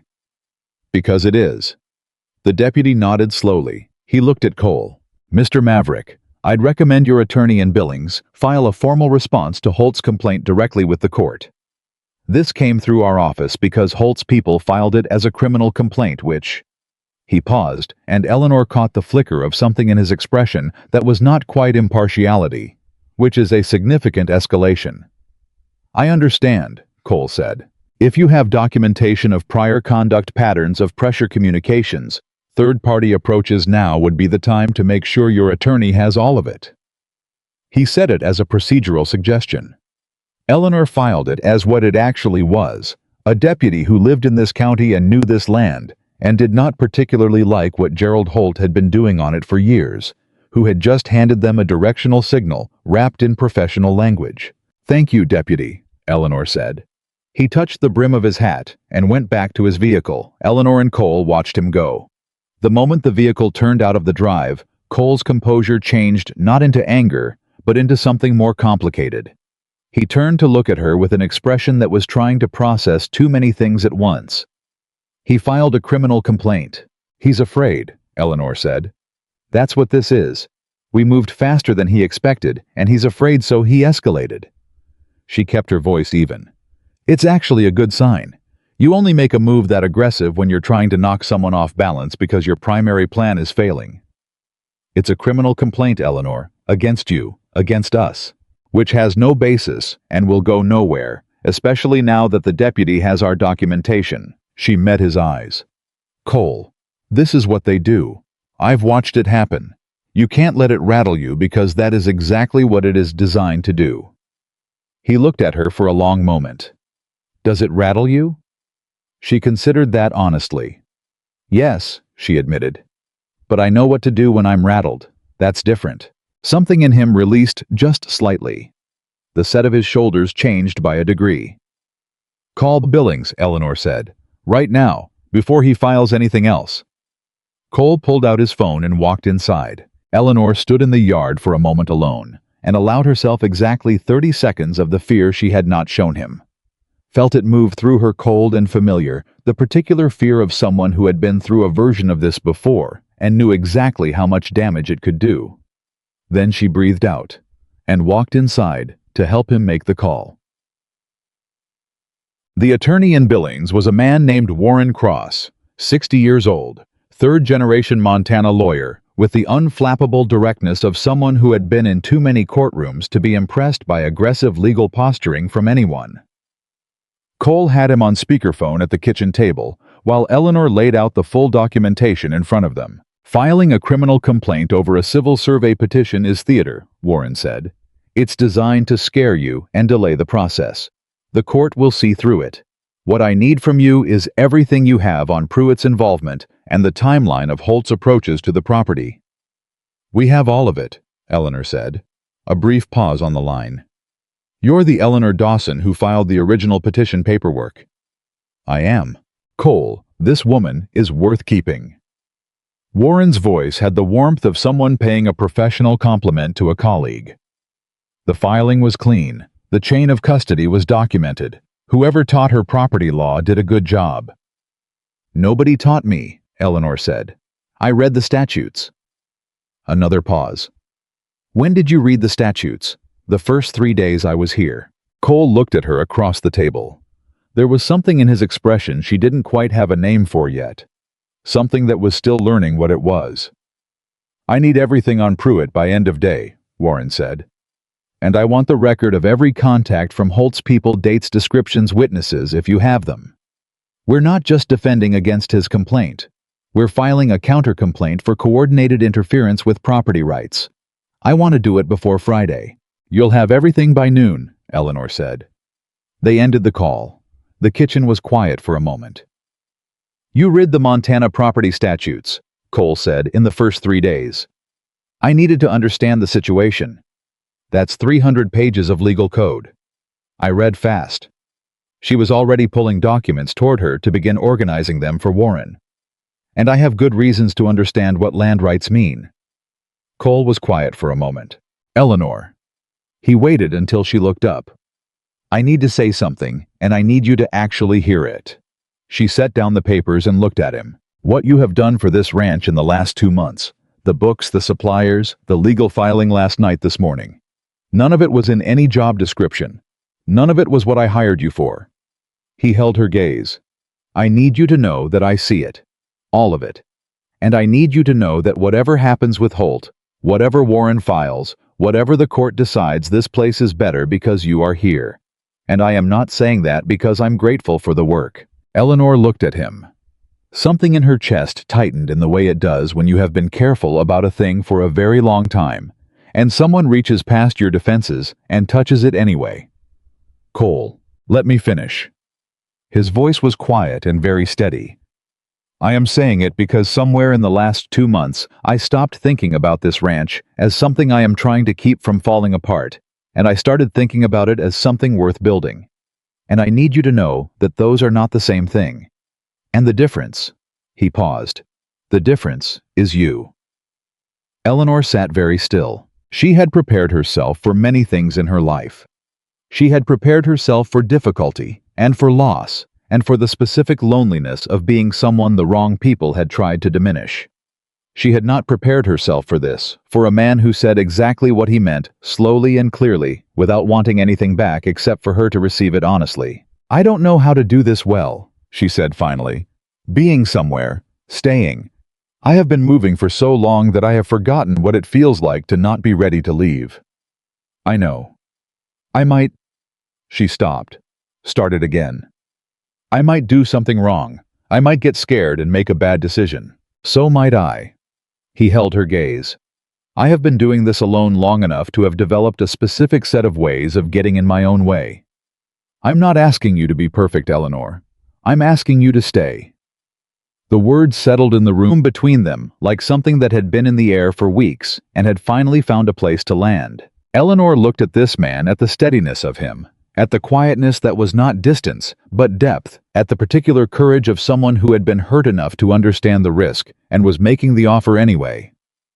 Okay, she said. Just that. One word. But Cole Maverick looked at her like she had given him something he had stopped believing he would ever receive, and Eleanor understood from the expression on his face that the word had landed exactly as large as it was. The counter-complaint. Warren Cross-filed on Friday moved faster than Eleanor had expected, partly because Warren was good, partly because the documentation was solid, and partly this was the element Eleanor had been most uncertain about, the one that depended on factors she couldn't control, because they were not the only people in Millhaven County who had been on the receiving end of Gerald Holt's methods. The first call came to Warren's office on Monday. A rancher named Pete Alderman, whose property bordered Holt's on the north side, who had experienced a very similar pattern of legal interference 3 years ago and had sold under pressure because he hadn't understood in time what was happening to him. He was willing to provide a statement. The second call came Tuesday. A former employee of Randall Pruitt's firm, who had left 8 months ago for reasons she had not disclosed at the time, who was now willing to disclose them. Warren called Cole that Tuesday evening. We have corroboration, Warren said. Alderman's situation and the Pruitt employee together give us a pattern. Holt's attorneys are going to know that the moment I file, and the moment they know that this stops being about your boundary survey and starts being about something much larger. How much larger? Cole asked. Potentially a fraud case. Coordinated interference with property rights across multiple landowners. That is a civil matter with teeth. And if the state attorney general's office takes an interest, which given that 2 of the affected properties were under agricultural protection programs, they might. Warren paused. Cole, he picked the wrong property to come after when he came after yours. Cole looked at Eleanor across the kitchen table. Because of the documentation. Because of the documentation. Because of the clean filing. Because whoever prepared your case gave me something I could actually build on. Another pause. Is she staying? Cole looked at Eleanor. Eleanor raised her eyebrows at him. Yes, Cole said. She's staying. Good. I'll be in touch by Thursday. The town of Mill Haven shifted the way small towns shift when the balance of a long-running story begins to change slowly, then all at once, and with the particular energy of people who have been watching something build for years and are relieved finally to see it break in the right direction. May was the first person who said something directly. Eleanor came into the diner for coffee on a Wednesday morning. She came in every Wednesday now had established it as the one morning she allowed herself an hour away from the ranch, and May set the mug in front of her and said without preamble or announcement, "I heard about Pruitt." Word travels. In Mill Haven it travels faster than weather. May leaned on the counter. You should know that there are people in this town who have been waiting for someone to pull that thread for a long time. Pete Alderman isn't the only one. Eleanor looked up. How many others? May held up 2 fingers. Then after a brief pause, a third. Eleanor set down her mug. Do they know they can give statements? They do now. May's expression carried the particular satisfaction of a woman who had been quietly managing information in this town for 30 years and knew exactly when to release it. I made some calls. Eleanor looked at her. May, did you been? I told you when you walked through that door the first time that Cole needed someone who could do both. May refilled Eleanor's mug without being asked. I didn't tell you that I had been watching Gerald Holt work this county for 15 years and waiting for someone to walk in that door who could actually do something about it. The diner was quiet around them. Someone at the far end of the counter was reading a newspaper and paying no attention. Eleanor stared at May. You sent me to Cole on purpose. I send a lot of people to Cole. May's voice was perfectly neutral. You were the first one who stayed past the 3rd day. Eleanor absorbed this for a moment. You could have told me. If I'd told you, you would have felt like a piece in someone else's plan. May looked at her levelly. You'd had enough of that. You needed to find your own reasons to stay. The weight of that of being seen, that clearly by a woman she had spoken to for 15 minutes on a cold afternoon in October, moved through Eleanor in a way she hadn't expected. Not uncomfortably, but with the particular force of being genuinely understood. Thank you, Eleanor said. Don't thank me. May went back to wiping down the counter. Thank yourself. You did the work. The formal hearing on the boundary dispute was scheduled for the 2nd week of December. In the days leading up to it, something happened that neither Eleanor nor Cole had anticipated, which was that Gerald Holt's primary attorney withdrew from the case. Warren called with that news on a Tuesday afternoon, and the silence on Cole's end of the line lasted long enough that Warren had to ask if he was still there. An attorney doesn't withdraw from a case like this without cause, Cole said. No, Warren agreed. They don't. What does he know that we don't? At this point, probably the same thing we know, which is that the state attorney general's office made an inquiry to Holt's legal team last Friday. A preliminary inquiry, nothing formal. But the kind of call that tells an attorney his client's exposure is larger than the client has been willing to admit. Cole pressed his hand flat on the kitchen table. It's moving faster than you expected, Eleanor said from across the table where she had been listening to the whole call. Faster than I've seen a case like this move in 20 years, Warren confirmed. Eleanor, the documentation you built gave the AG's office exactly what they needed to start asking questions. The chain of events. Pruitt's billings, the preparatory filings, the criminal complaint. Holt filed against you. It's a coherent picture of a coordinated effort to dispossess a property owner through legal manipulation. That's not a civil dispute anymore. That's a pattern. Eleanor felt something move through her that was not quite satisfaction and not quite relief, but lived somewhere between them. What happens at the hearing? Cole asked. The boundary survey petition moves forward on its own merits, which are strong. The counter-complaint remains active, and Holt's ability to pursue the original boundary claim has been significantly compromised by his attorney's withdrawal. Warren paused. Cole, I want to be honest with you. This is not over. Holt has resources, and he will find another attorney, and he will continue to be a problem. But the position you are in today, compared to the position you were in 2 months ago, is completely different. Because of the filing. Because of everything. Warren's voice carried the particular respect of one professional for another. "Bring Eleanor to the hearing. I want her in the room." The night before the hearing, Cole and Eleanor sat at the kitchen table after dinner with the documents spread between them, not reviewing them exactly. They had reviewed them enough.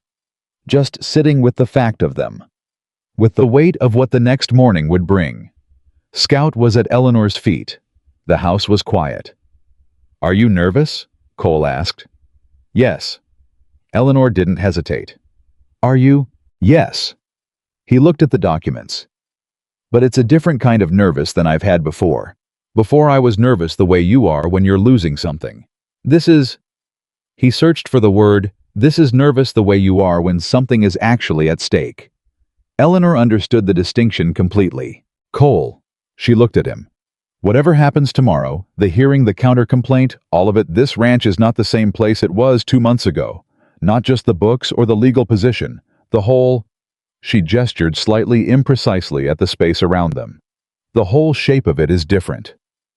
"I know. I need you to hold on to that if tomorrow is hard. Because it's true, regardless of the outcome." He looked at her for a long moment. "It's different because you're here. It's different because you let someone in." She held his gaze. "That was you, Cole. I was a stranger who got out of a truck in your yard. You were the one who decided that was enough to start with." Something in his face opened again, that degree of movement she had been learning to read, the one that meant he was letting her see something he normally kept back. "You stopped running," he said quietly. "I stopped running," she confirmed. "Why here?" Eleanor thought about that honestly, the way she tried to think about the things that mattered. "Because the first thing you said to me in the truck driving out here that first day was that you couldn't promise me an easy life." She looked at him. "Every person who ever hurt me promised me something easy. You promised me the truth. That was the difference." Cole was quiet for a moment. Then he reached across the table and took her hand. Not the way he had before, careful, tentative, a gesture of comfort. This time it was deliberate. The way you hold something you have decided to hold. Eleanor looked at his hand over hers. For 2 years, she had slept with one eye open and a folder of documents under her mattress and her coat always within reach. For 2 years, she had been moving through her own life, like someone passing through someone else's. Quick, quiet, yet leaving no marks, taking nothing that couldn't fit in a suitcase. She turned her hand over and held his back. "Whatever happens tomorrow," she said, "I'm not leaving." And Cole Maverick, who had watched everything he loved either leave or be taken, who had spent 4 years proving to himself that he didn't need anything he couldn't hold on to, alone looked at the woman across the table from him and felt something inside him put down a weight he had not admitted he was carrying. "I know," he said. Outside, the Montana wind moved through the darkness in long, quiet passes. The barn was still. The calves that had survived the storm were sleeping warm. The property documents on the table between them represented a fight that was not finished, a man who was not beaten, a woman who had chosen to stay. And in the kitchen of Maverick Ranch, with Scout breathing steady at their feet, and the hearing scheduled for 9 in the morning, and an entire future that had not yet declared its shape. 2 people sat together in the kind of silence that is not empty at all. It is the kind that means I am here. It is the kind that means so am I, and that kind of silence, the kind that had been a very long time coming for both of them, was still sitting in the room the next morning when Eleanor woke before the alarm, dressed in the dark, and stood at the kitchen window with her coffee, telling herself that she had survived harder days than this one, and that what waited for her in a Billings courtroom was nothing compared to what she had already walked through. She almost believed it, almost. The drive to Billings took 2 hours and 40 minutes. Cole drove. Eleanor sat in the passenger seat with the document folder across her knees and her hands folded on top of it, not reviewing anything because she had reviewed everything, because there was nothing left to review. She knew every page in that folder the way she knew her own handwriting. What she was doing with her hands on top of it was something closer to holding it. The way you hold something you have spent a long time building and are about to carry into a room where strangers will decide its worth. Cole drove without music, without the radio, without filling the silence with anything except occasional deliberate conversation that had nothing to do with the hearing. He pointed out a hawk on a fence post, mentioned that the road near mile marker 42 needed work, said he thought the weather would hold through the weekend. Small, real things. Ordinary things. Eleanor understood what he was doing. He was giving her something to stand on that wasn't fear. She loved him for it before she had used that word for anything. She did not say that yet, but she felt it clearly, and without confusion, somewhere around mile marker 40, and she filed it away, in the place where she kept the things that were true before she was ready to say them out loud. Warren Cross met them in the courthouse lobby with 2 cups of coffee and the brisk, organized energy of a man who had been in this building hundreds of times and had stopped being intimidated by it in approximately 1994. Gerald Holt retained new counsel, Warren said. A firm out of Helena. They are good. I want you to know that going in because I also want you to know that good doesn't matter as much as documented. And we are more documented than anyone in that courtroom today. Cole took the coffee. What's his play? He's going to argue that the boundary petition is premature and lacks standing because Eleanor filed it as administrative manager rather than as a licensed agent. Warren looked at Eleanor directly. The authorization letter covers this, but they will push on it. I need you to be very clear and very calm when you answer questions. When have I not been clear and calm? Eleanor asked. Warren looked at her for just a moment. Then something in his face relaxed by a degree. Never, he said. That's why we're going to be fine. Let's go in. The hearing lasted 4 hours. Eleanor had been in legal proceedings before the federal audit investigation in Ohio had involved more formal proceedings than most people experience in a lifetime, and she understood that the pace of legal process was designed to feel slow and pressurizing in equal measure. Every delay, every procedural objection, every request for clarification was also a form of weight. Accumulative. Designed to exhaust. Holt's new attorneys were good. The lead attorney, a woman named Carver, precise and relentless in the manner of someone who had been underestimated enough times to have made a specific project of proving people wrong, attacked the authorization letter, attacked the chain of custody on the county records, and spent 45 minutes arguing that Eleanor's role did not constitute legitimate standing under Montana property law. Warren dismantled each argument methodically. The authorization letter was valid under Statute 70-19-407. The chain of custody was documented at every link. Eleanor's standing was supported by 3 separate precedents Warren had cited in the original filing. But Carver had one more move. She produced a document Eleanor had not seen before. It was a letter dated 6 weeks before Eleanor arrived in Montana from a federal compliance office in Ohio, addressed to a name Eleanor recognized as one of David Marsh's associates, referencing an ongoing investigation into financial misconduct at the Columbus firm where Eleanor had worked. Carver laid it on the table. The individual filing on behalf of Maverick Ranch, Carver said in the particular voice of someone about to say something devastating, was herself under federal investigation for financial irregularities as recently as 14 months ago. We submit that her credibility as an administrative agent and the integrity of the documents she prepared must be evaluated in that context. The room was not large. The silence in it felt larger than the room. Eleanor did not move. She did not look at Cole. She sat with her hands flat on the table in front of her and breathed through the specific, practiced stillness of a woman who had been hit in exactly this place before and had learned that the only thing that mattered in the moment after impact was not falling. Warren was on his feet before Carver finished. The investigation referenced in that document was concluded 14 months ago with a finding of no misconduct on Ms. Dawson's part, he said. The document counsel has introduced is incomplete. It references the opening of an inquiry, not its resolution. I have the resolution letter here. He produced it. Eleanor had given it to him the first week. She had given it to him because she had learned in the hardest way possible that the document that clears your name matters exactly as much as your willingness to carry it everywhere you go. Carver looked at the resolution letter. Something shifted in her expression, quickly controlled, but visible. A recalculation. The judge reviewed both documents. The matter of Ms. Dawson's standing is settled, the judge said. The resolution letter is unambiguous. Counsel will move on. Carver moved on. But the attempt had been made, and Eleanor knew with the clarity of someone who had experienced this specific tactic before, that the attempt had not been made for the judge. It had been made for Cole. She felt his eyes on her profile. She did not look at him during the hearing. She would look at him after. The judge's preliminary ruling came at 4:17 in the afternoon. The boundary petition from Maverick Ranch was confirmed as validly filed and would proceed to independent survey. Holt's counter-complaint regarding the petition's documentation was dismissed. The criminal complaint Holt had filed against Eleanor was formally referenced as lacking evidentiary basis.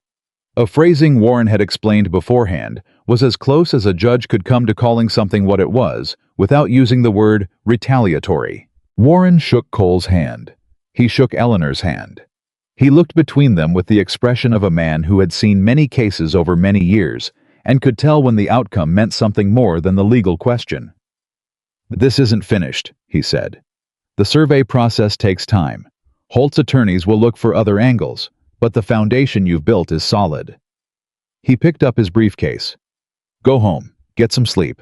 I'll call you Thursday." He left them in the lobby. Cole and Eleanor stood side by side in the emptying lobby for a moment, and then Cole turned to look at her and Eleanor looked back at him, and neither of them said anything immediately because neither of them needed to. Then Cole said quietly, "He tried to use Ohio against you." "Yes." "In front of the judge, in a public hearing. It's what people do when they're losing, and they need something that works faster than evidence." Eleanor kept her voice steady. "He found out about it somehow. Holt's people have been doing their research." "How long have you been carrying that resolution letter?" "Since the day it arrived." She met his eyes. "I knew someday someone would try to use the investigation against me without mentioning the resolution. People like Marsh and Holt. They rely on the fact that the accusation travels faster than the correction. I decided a long time ago I would always have the correction ready." Cole looked at her for a long moment. Something was moving through his expression that was not simple to read. It was too many things layered together, too many pieces of understanding arriving at the same time. "Eleanor." His voice was very quiet. "How long have you been fighting alone?" The question landed differently than she expected. Not as sympathy exactly, as recognition. The recognition of one person who had been carrying something solitary for a very long time, looking at another person who had been doing the same. "A long time," she said. He nodded slowly. Then he picked up her coat from the chair beside her and held it out for her. Not dramatically, not as a statement, just as the simple act of a man who had decided he was going to take care of this person and was going to start doing it in every small, ordinary way he could find. Eleanor put on her coat. They walked out of the courthouse together into the cold December air, and neither of them looked back. The drive home was different from the drive there. Not louder. Cole still wasn't a man who filled space with noise for its own sake. But something in the quality of the quiet had changed. The silence going in had been the silence of two people bracing. The silence coming back was the silence of two people who had been through something together and were still sitting with the fact of it. About 40 miles from Millhaven, Eleanor said, "He knew about Ohio." "Holt. Someone told him. Someone who either knew me from before or who has contacts in Columbus who could run a background search and pull up the original complaint without the resolution." She looked at the road. "Which means Holt has been researching me specifically, not just the ranch." Cole's hands tightened on the wheel by a fraction. "Since when?" "Since before the storm, I think." Patricia approaching me in the parking lot, that wasn't a coincidence. She was taking a look, deciding if I was a vulnerability or a problem. "And they decided you were a problem." "They decided I was someone they could discredit." Eleanor turned to look at him. "Cole, I need to tell you something. And I need you to hear it without trying to manage how you feel about it." He glanced at her. "Go ahead." "When Carver put that letter on the table today, the Ohio investigation, I felt it the way you feel something you have been dreading for months finally arriving." She held his gaze steadily. I have been waiting for that moment since I got here. Waiting for it to come out. Waiting for the moment when what happened in Ohio would define what I am here. Cole said nothing. He was listening with the full weight of his attention. I should have told you the whole story sooner, Eleanor continued. Not because you needed it to trust me, but because you deserved to know who you were trusting. And I kept waiting until I was sure you were someone I could tell, and then I kept finding reasons it wasn't the right moment and... She stopped. I'm telling you now, in a truck on a highway in December, which is not the right moment either, but I'm done waiting for the right moment. Cole was quiet for a mile. You told me what I needed to know, he said finally. You told me someone had done to you what Holt was trying to do to me. That's what mattered. The details matter. The details don't change what I know about who you are. He glanced at her. Eleanor, I watched you spend the night keeping my cattle alive in a storm. I watched you drive to Billings without telling me because you didn't want to add to my worry. I watched you stand in a courtroom today and not flinch when someone tried to use the worst thing that ever happened to you as a weapon. He looked back at the road. I know who you are. Eleanor looked at him for a long moment. I'm not always that steady, she said. Neither am I. I have nights where I wake up at 2 in the morning convinced I'm about to lose everything again. I know, I've heard you. She went still. You heard me. The walls in that house are not thick. His voice was gentle. I never said anything because it wasn't mine to say.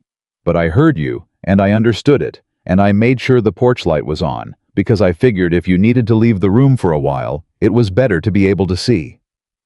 Eleanor stared at him. The porch light. She had noticed it those nights, the quiet fact of it being on when she couldn't sleep, and sat in the kitchen until 3 in the morning. She had thought it was just something he left on. She had not let herself think it was deliberate. Cole. You're allowed to have the hard nights, he said simply. That's not a flaw. That's what happens when someone has been through what you've been through. Eleanor looked at the road. She pressed her lips together and breathed through her nose and did not cry because she was in a truck on a highway, and she was a woman who had learned to manage her emotions with precision and control. But it was the closest she had come to crying in 2 years. They got back to Maverick Ranch at 7:30 in the evening. Scout met them at the door with the full-body enthusiasm of a dog who has been waiting for 8 hours and considers this a significant injustice that she is prepared to forgive, but only immediately and completely.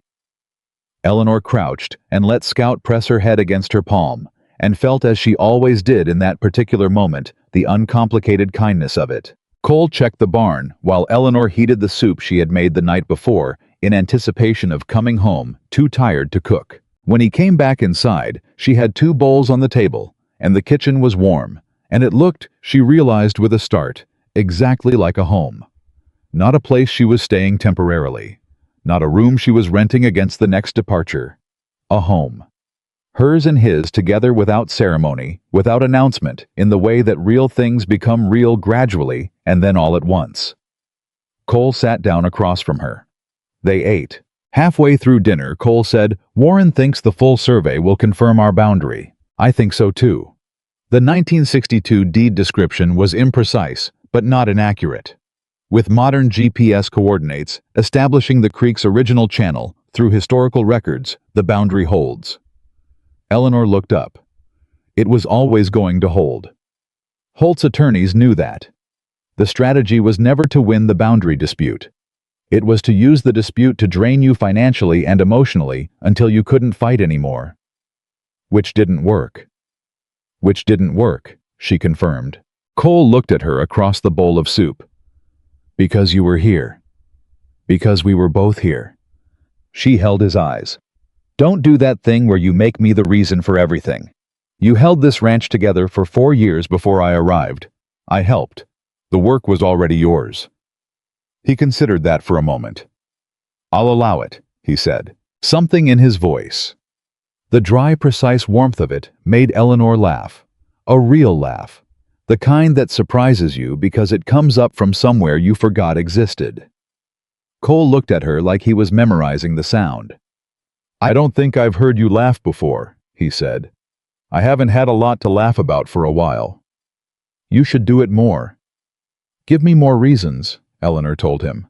And Cole Maverick, a man of extraordinary economy, with words looked at her across the kitchen table and said, I plan to. The call came on a Thursday morning in late February. Warren's voice on the phone had the particular register of someone who has good news and is taking a moment to let it be good before delivering it. The state attorney general's office filed formal charges this morning, he said. Gerald Holt and Randall Pruitt. Coordinated interference with property rights fraud in the inducement and abuse of legal process across 4 separate landowner cases. Your case is one of 4 named in the filing. Cole stood in the kitchen holding the phone with Eleanor beside him close enough that she could hear Warren's voice through the speaker. Pete Alderman's case is included, Warren continued, and 2 others from the western part of the county. The AG's office has been building this for 6 weeks. The inquiry that started with your counter-complaint gave them the thread they needed. What happens to the boundary dispute? Cole asked. Dismissed. The survey confirmed your boundary exactly where your deed says it is. Holt's claim was always manufactured. With the criminal charges filed, his attorneys have withdrawn the entire challenge. A pause. Cole, it's over. Holt loses the boundary case, he faces the AG's charges, and Pruitt is looking at disbarment. The ranch is clear. Cole lowered the phone slowly. Eleanor watched his face move through something she didn't have words for. Not just relief, not just vindication, but the particular expression of a man who has been carrying a weight for so long that when it lifts, the absence of it is almost disorienting. Like he had to relearn how to stand without it. He set the phone on the counter. He stood in the kitchen for a moment without speaking, and Eleanor stood beside him and let him have the moment entirely, because it was his, and she understood that some things need space to be what they are before anyone speaks. Then he turned and looked at her. It's done, he said. It's done, she said. He pulled her in, not tentatively, not with the careful restraint he had maintained since October, but with the full, honest certainty of a man who had made his decision and was done being cautious about it. Eleanor's arms went around him, and she pressed her face against his shoulder and breathed in the cold and hay and solid realness of him. And she felt for the first time in so long she couldn't locate when it had last been true that she was standing in exactly the right place. They stayed like that for a long moment. Scout pressed against both their legs because she had decided she was included in this, which she was. Spring came to Maverick Ranch, the way it always came to Montana. Reluctantly, then suddenly, then with a kind of generous extravagance that made the hard winter feel like something that had been worth surviving. The cattle were healthy. All 12. They had made it through the worst winter in 6 years without a single loss, which Cole mentioned to Eleanor on a morning in late March with an expression she had learned to read as pride he didn't quite know how to carry. 12 for 12, he said. 12 for 12, she agreed. The books were not just balanced, they were building. The state agricultural assistance program had come through, the Billings feed contract had saved them $1,100 through the winter. And 2 of the program changes Eleanor had implemented in October had compounded into something that looked for the first time in 4 years like genuine forward momentum. Warren had filed the formal paperwork on the boundary confirmation. The deed was amended. The land was clean. Randall Pruitt lost his license in March. Gerald Holt's legal proceedings were ongoing, which meant they would be in the background for years. That was the nature of cases that large, but the ranch was no longer his target. And the power he had exercised over this county, quietly and without consequence for 15 years, was finished. Pete Alderman stopped by one afternoon and shook Cole's hand for a long time without saying much. He looked at Eleanor and said, "Thank you," and she understood from the weight of it that the words were about more than she was likely to know the full extent of. "You would have found your way to it," Eleanor told him. Pete Alderman shook his head slowly. Not without someone pulling the thread first. He left, and Eleanor stood in the yard, thinking about threads, about the way things connect underground before they become visible. About May's phone call on the day she arrived. About a folder of documents under a mattress and a resolution letter she had carried for 14 months. About a hawk on a fence post on a highway in December, and a man who turned on the porch light so she could find her way back to the kitchen on the hard nights. Everything connected. All of it. The whole long chain of it. On an evening in April, with the last of the snow gone, and the land running green at its edges, and the air carrying for the first time something that felt like warmth rather than the memory of it, Cole found Eleanor standing outside the ranch house. She was looking at the mountains. He came to stand beside her. They stood together in the quiet for a while, the way they had learned to do comfortably without needing to fill it. Then Cole said, "You stopped." She looked at him. "Looking over your shoulder," he clarified. "You used to do it every time a car came down the drive, every time someone walked into the diner when we were there. You'd check. You don't anymore." Eleanor considered that. She tried to remember the last time she had done it. She couldn't place it. It had stopped somewhere in the middle of winter, she thought, sometime between the storm and the hearing, in the space where surviving something together makes you forget briefly to be afraid. "I didn't notice," she said. "I did." She looked at the mountains. "I've been running for 2 years," she said. "I think I forgot that stopping was an option." Cole reached over and took her hand. "It's an option," he said. Eleanor held his hand and looked at the mountains and felt moving through her chest with the particular warmth of something that has been earned rather than given, the thing she had stopped believing in somewhere in the middle of Ohio on a night when everything she had built fell down around her. She felt like she belonged somewhere. Not because the place was perfect. The ranch still had work to do. The legal aftermath of Holt's case would take years to settle. The books were better, but not easy. Montana winters did not get easier just because you had survived one. None of that was different. What was different was that she was standing in it without looking for the exit, without calculating how fast she could be gone, without holding herself at the careful, survivable distance from everything that she had maintained for 2 years, like a woman keeping her hands away from a flame. She was standing in her life, both feet, hands open. "Cole." "Yeah. I'm not leaving." He squeezed her hand. "I know. I mean, I want you to know that I know it. Not just that I said it, I know it." She turned to look at him. "This is where I am. This is where I want to be." Cole looked at her with that expression, the open one, the fully honest one, the one she had been learning since October and would spend the rest of her life finding new depths in. "Eleanor Dawson," he said. "You walked into this county with $14 in a suitcase, and you saved my ranch. Exposed a 15-year conspiracy and made me believe the worst years were behind me instead of all there was." His voice was quiet and unhurried and absolutely certain. "You are the best thing that has ever walked down that drive." Eleanor looked at him. She had been called many things in her life. Capable, efficient, too much, not enough, useful, dangerous, disposable. Nobody had ever said anything like that to her. With that face, in that voice, looking at her like she was not a problem to be managed or an asset to be used or a person to be outlasted, but something genuinely, irreversibly wanted. "You don't have to run anymore," he had told her on a cold October afternoon in a truck on a Montana highway before he even knew her name. He had meant it as directions to a ranch.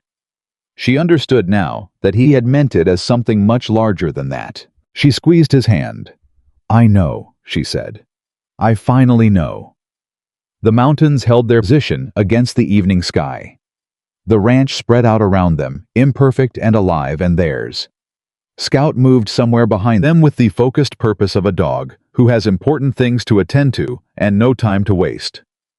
The land smelled like spring and cold air and something beginning. Eleanor Dawson had spent 2 years running from a life that had been taken from her. She had run until she was out of road, out of money, out of reasons to keep moving, and she had stumbled cold and exhausted, and down to her last $14 into a forgotten corner of Montana, where a quiet man with worn elbows and an honest face had looked at her standing alone in the cold, and decided without knowing anything about her, except that she needed a place to land, that his door was open. She had not been saved by him. She wanted to be clear about that in her own mind, in the way she would always tell the story to herself. She had not been rescued. She had been given a place to stand while she remembered who she was. And who she was had turned out to be exactly what this land needed. That was the difference. That was everything. Home was not the place where your life was easy. Home was not the place where nothing could hurt you. Home was not even the place where everything worked out. Home was the place where someone looked at everything. You were.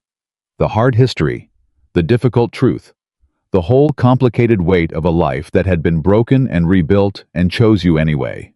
Not in spite of it, because of it. Eleanor Dawson had spent 2 years looking for a place that would have her. She had found in the end something far better than a place. She had found a person who saw her clearly, completely without flinching, and stayed. And that at last was enough. That at last was home.